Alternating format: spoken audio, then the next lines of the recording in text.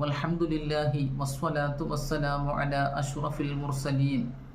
പ്രിയപ്പെട്ടവരെ, ഇമാം ബുഖാരി റളിയല്ലാഹു അൻഹു നിവേദനം ചെയ്യുന്നൊരു തിരുവചനം, അന്ന റജുലൻ ജാഅ യസ്തഅദിനു നബിയ്യ സ്വല്ലല്ലാഹു അലൈഹി വസല്ലമ ഫിൽ ജിഹാദി മഅഹു.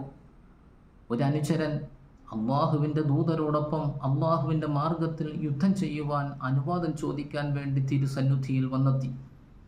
പ്രവാചക തിരുമേനി സ്വല്ലല്ലാഹു അലൈഹി വസല്ലമ തങ്ങൾ ആഗതനായ അനുചരനോട് ചോദിച്ചു, അഹയ്യുൻ വാലിദാക്, ഏ സഹോദര, നിന്റെ ഉമ്മയും ബാപ്പയും ജീവിച്ചിരിപ്പുണ്ടോ?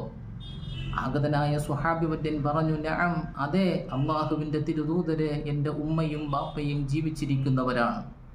പ്രവാചക തിരുമേനി സ്വല്ലല്ലാഹു അലൈഹി വസല്ലമ തങ്ങൾ ആ സ്വഹാബിവര്യനോടായി പറഞ്ഞു, എന്നാൽ ഫഫീഹിമാ ഫജാഹിദ്, നിന്റെ ഉമ്മയുടെയും ബാപ്പയുടെയും കാര്യത്തിൽ നീ യുദ്ധം ചെയ്യുക. നിന്റെ ഉമ്മാക്കും ബാപ്പാക്കും നന്മയും ഗുണവും ഖിദ്മത്തും ചെയ്യുന്ന കാര്യത്തിൽ നീ പരിശ്രമിക്കുക. നിന്റെ ഉമ്മാക്കും ബാപ്പാക്കും ഗുണവും നന്മയും സേവനങ്ങളും ചെയ്യുന്ന കാര്യത്തിൽ നീ കഠിനാധ്വാനം ചെയ്യുക.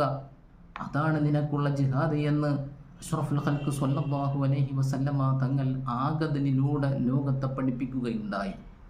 ഫൻദുർ കൈഫ ഫദ്ദല ബിർറൽ വാലിദൈനി വഖിദ്മതുഹുമാ അലൽ ജിഹാദി മഅഹു. അല്ലാഹുവിൻ്റെ റസൂലിനോടൊപ്പം അടർക്കളത്തിലിറങ്ങി അല്ലാഹുവിൻ്റെ ദീനിന് വേണ്ടി പടപൊരുതുന്നതിനേക്കാൾ സ്വന്തം മാതാപിതാക്കൾക്ക് ഗുണവും നന്മയും ഖിദ്മത്തും ചെയ്യുന്നതിനെ മുത്തു മുസ്തഫ സ്വല്ലല്ലാഹു അലൈഹി വസല്ലമ തങ്ങൾ മികച്ച പ്രവർത്തനമായി, പോരുഷയുള്ള പ്രവർത്തനമായി പഠിപ്പിക്കുകയുണ്ടായി. നമ്മുടെ മാതാപിതാക്കളെ വേണ്ട വിധം ആദരിക്കുവാനും ബഹുമാനിക്കുവാനും അവർക്ക് വേണ്ടതെല്ലാം ചെയ്തു കൊടുക്കുവാനും നാഥൻ നമുക്ക് തൗഫീഖ് നൽകി അനുഗ്രഹിക്കുമാറാവട്ടെ.